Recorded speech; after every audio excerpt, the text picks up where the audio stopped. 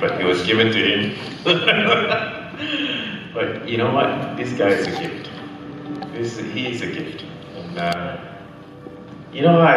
just want to say a little bit about him, and then I'm going to let him talk, and then I'm going to bless him. And as a church, we should all, bless him.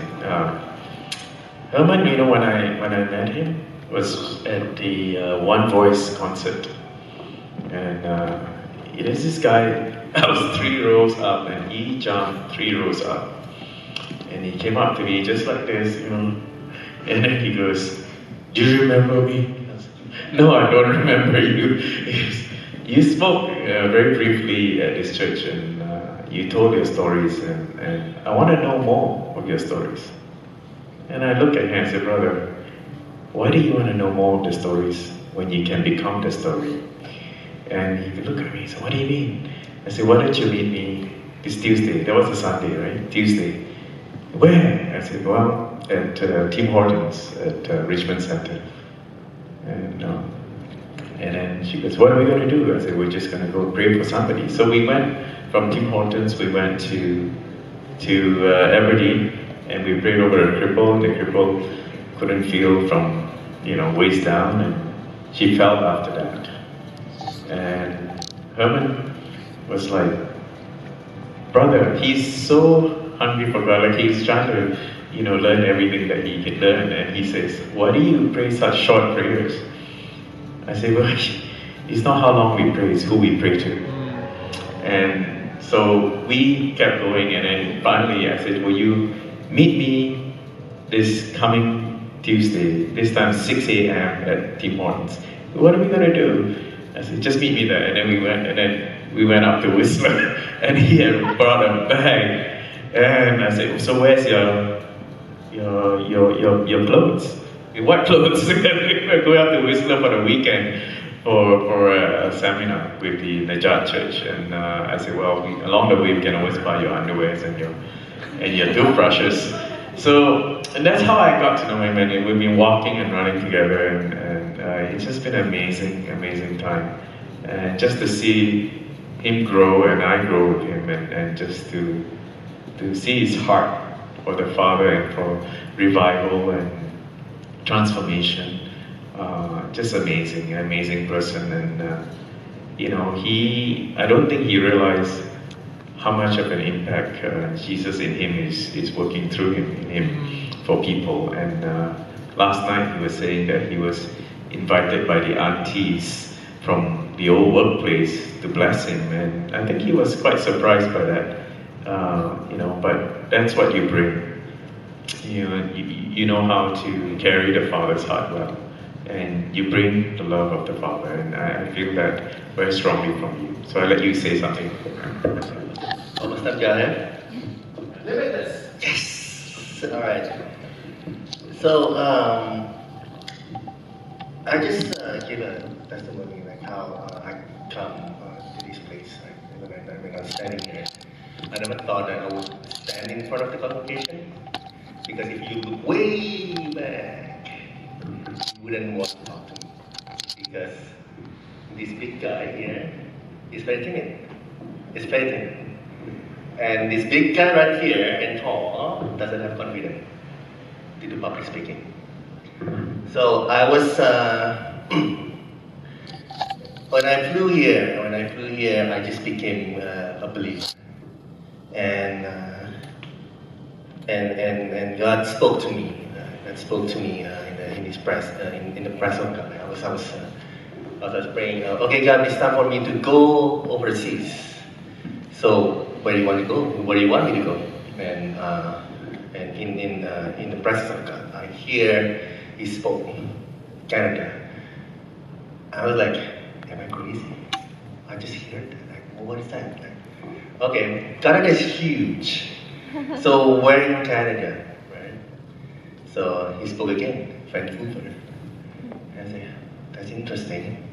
All right, Vancouver, right? Canada, Vancouver. So I asked around. I have a plan that I'm going to study abroad, and I heard that I need to go to Vancouver, Canada, and many people just give me a look like disbelief, like what?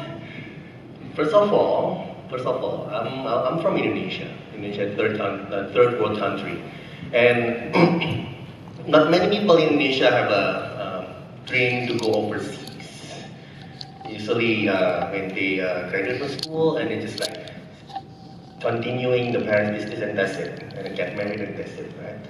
But God put the dream in my heart since I was a kid. That I remember my dad bought me an encyclopedia, and one of my favorite books is the international culture.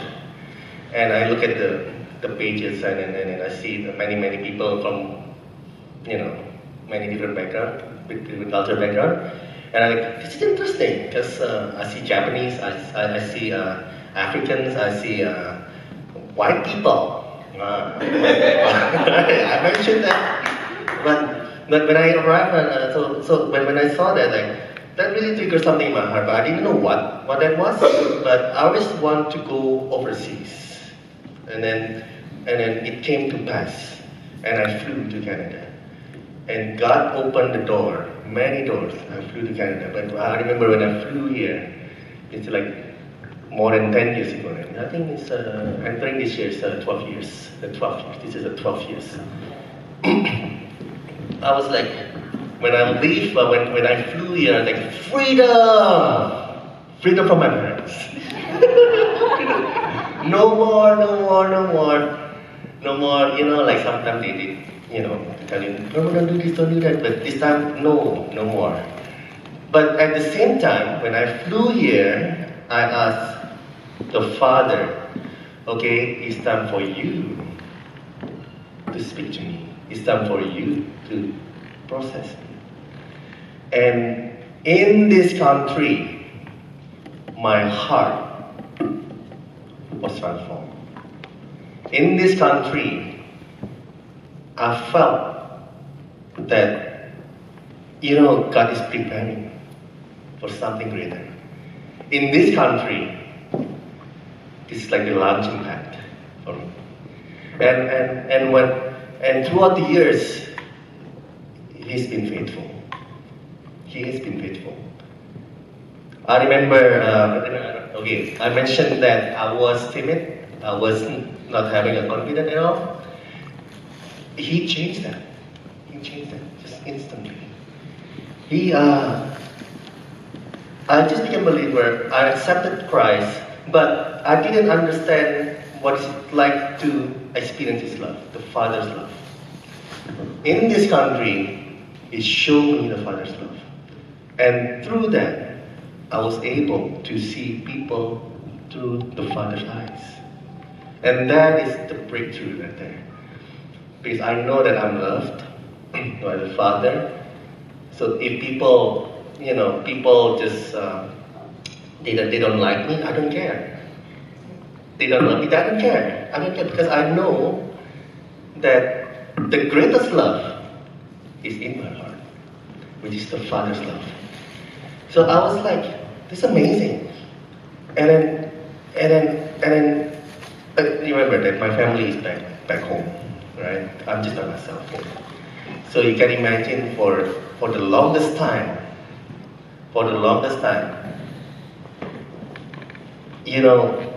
I have this like, sometimes I'm dealing with loneliness because, but only, but the thing is, he remember, he's faithful. He sent me mentors, he sent me people. I remember like, I need somebody. I need somebody to teach me about life. And he sent me mentors. And then not only that, like he sent me communities.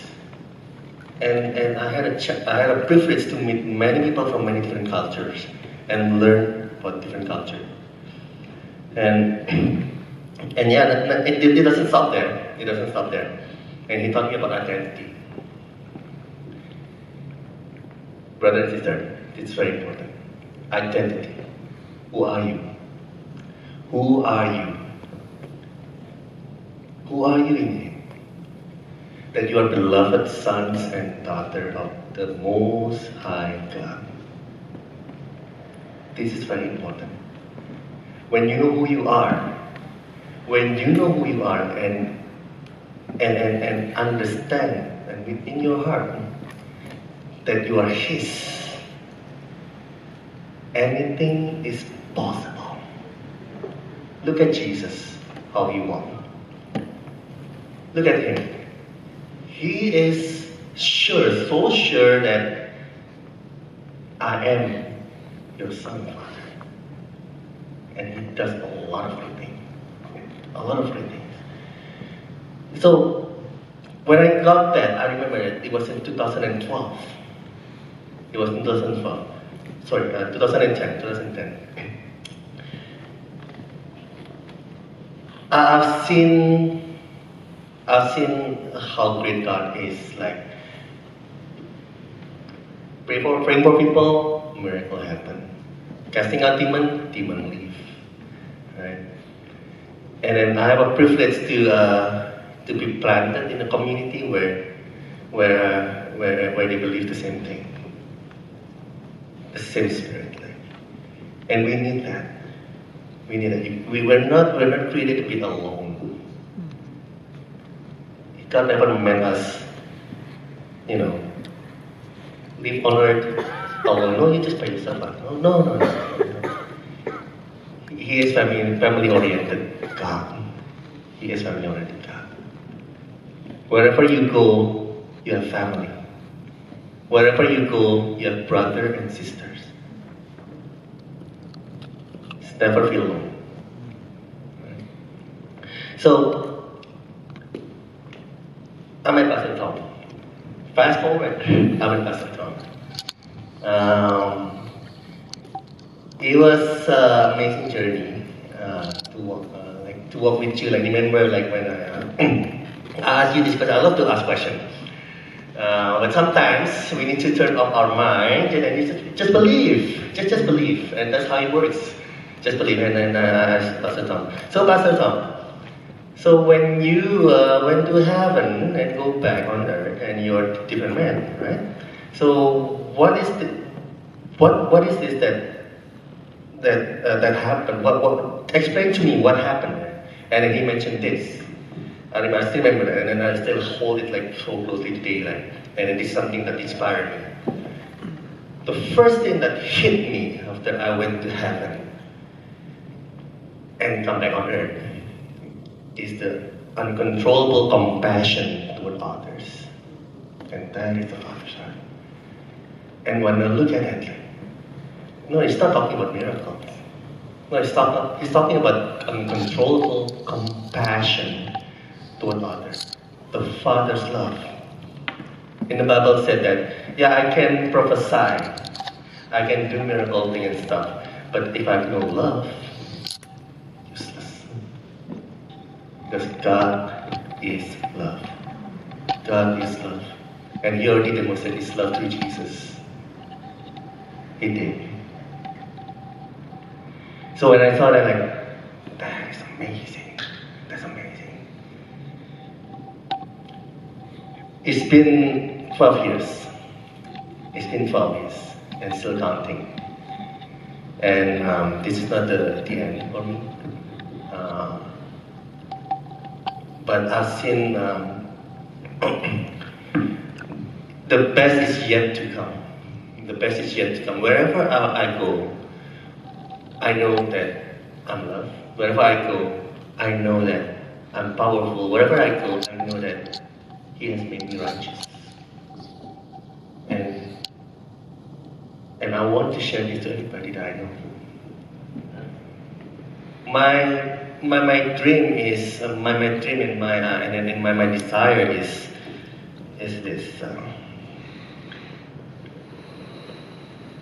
Is to share my experience to others so that they will experience the same thing. My experience with God. Gracefield, you've been an amazing family for me. I would say I go to many communities and somehow I didn't feel connected because everybody's unique. Everybody's unique, and He created me unique. And but with Gracefield, with this church, I can just be myself. I can just like, yeah, I don't have to pretend. Amen. So I feel like I'm home. I feel like I'm at home. Thank you so much for taking care of me, and stick around with me and spend time with me. You know who you are, and again, let's stay in touch. And last but not least, is all for His glory. Thank you. Thank you.